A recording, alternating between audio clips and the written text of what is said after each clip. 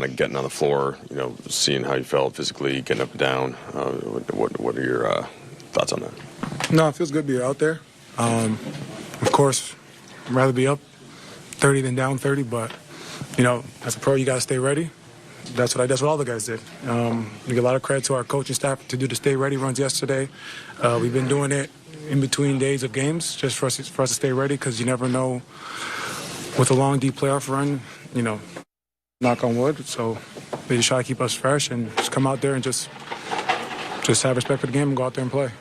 Yeah, you know this Warriors team pretty well. You knew they were going to respond a certain way in Game 2. Just kind of what were you anticipating that they did, and what are some of the things that you guys got to adjust to a little quicker? I mean, I knew coming into this game that we're going to get a heavy dose of Clay and stuff. At the end of the day, their approach for, being down 0-1 with Game 2 at their house, the last thing they want to do is go down 0-2 from the crib. So we knew they're going to play like how they played against Sacramento Game 7, leave it all out there. If it means they had to play 48 minutes, they'll do it. We weathered the first quarter storm. Second quarter, the first 6 minutes, he pulled Steph out with 2 minutes left in the first and put him back in the beginning of the second to play with that second unit. And, Clay and him kept shooting, made shots in the second quarter and put themselves in position. And then the third quarter, we weren't able to weather that storm, and that was the game right there. Yeah, what's that challenge with them? It looked like they were giving Steph the ball earlier almost, so you couldn't, Vando couldn't just keep them ball denial, and, then they were playing in the 4-on-3, getting how much, yeah. We'll make adjustments. That's the nature of this in the playoffs, right? We had a game plan Game 1. It worked for us. They made their adjustments going into Game 2, and now it's on us to look back at the film, see whether or not the adjustments we need to make, or if we didn't have the same effort as in Game 1, so we'll see. And we'll get ready to play at home on Saturday. You've been through so many of these, and you know the not get too high, not get too low thing, because you've been through it. But for some of the younger guys, how can you impart that message to help them be prepared for the ebbs and flows of the series? Yeah, this series is going to be a boxing match. We won the first round. They won the second. You just got to stay with it. This is a very unique team. They shoot. Think about it. Game 1, we try to limit their threes, and they still got off 50 attempts. So that just shows you right there that they rather take threes than twos. Even if you chase them off the line, they're going to try to find a way to get three-point shots up, and that's what makes their team different than the rest of the league. Even though a lot of teams in the league try to copy them, nobody can copy the two best shooters that ever played a game. So got to make our adjustments. This is part of the playoffs. A great learning experience. And now we go back home and Ham does. We're going to hear from him right now. Let's do it. How did you feel like you guys responded to that? We went out again, we expected either a rotational change or expected something else for defensively, but I think the biggest thing was the rotational change. We didn't see Gary Payton II early. They started off with JaMychal bringing Looney off the bench, so we anticipated something like that. But, for us, I think just our stagnation, I felt like, I still have to go back and watch the game. And but my gut feeling, my instincts tell to me that my eyes saw us settle a little bit. We mishandled the ball some early. We were right there early on, neck and neck. But a couple of possessions got away from us early. And I just thought we made a good job of crowding the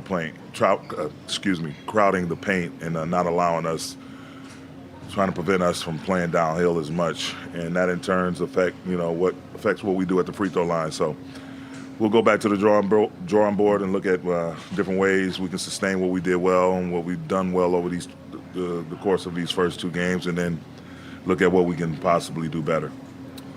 Of course, new series now, but you lose Game 2 in Memphis after winning Game 1. You get back home. Is there a different type of a sense of your team, and how you think that you will respond, and how different are these series and what these opponent challenges are? And I fully anticipate our team to respond in the right way. Darvin, 11 points tonight, 11 shots, one free throw attempt. What did you make of Draymond's defense against him? And you referenced crowding the paint. They obviously, anytime he was rolling or trying to catch the ball, there was 2-3 guys around him at all times. Dre, he's going to do his work early. It's a reason why he's a perennial all-defensive player.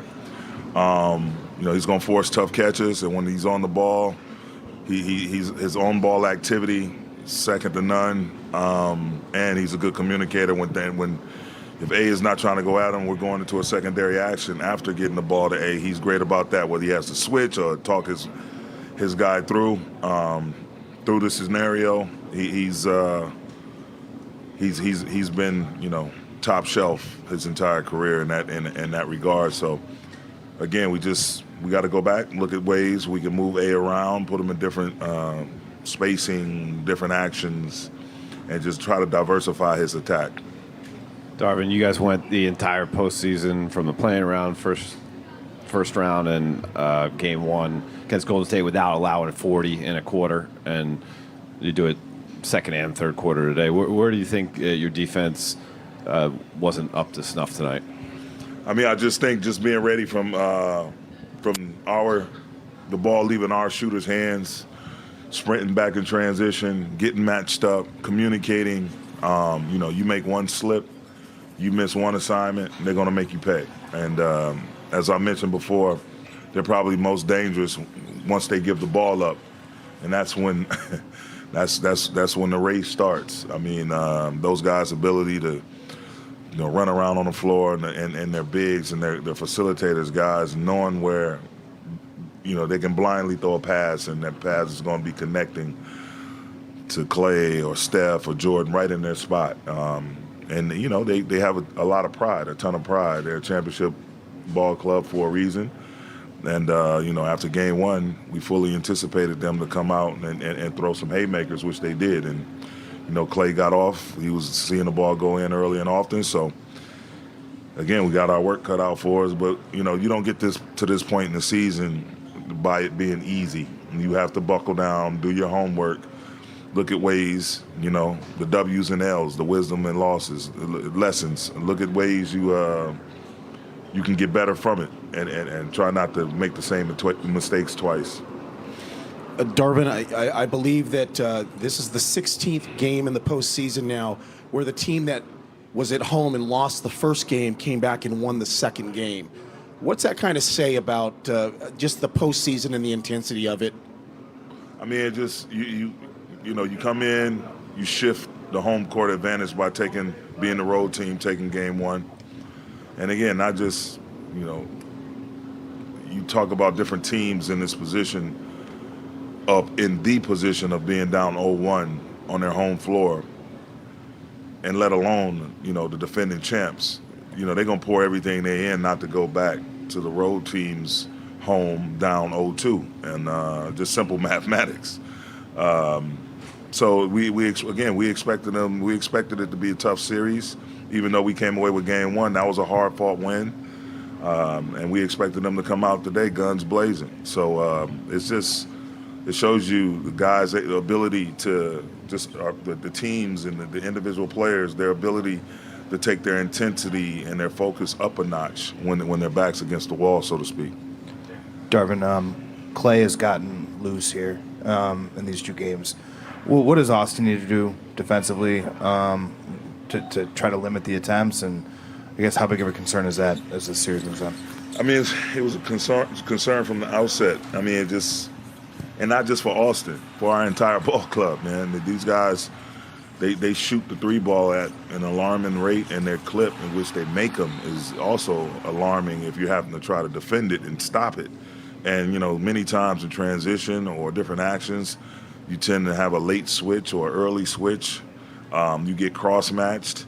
So no one guy is going to stop Steph Curry or Klay Thompson. It's going to take an entire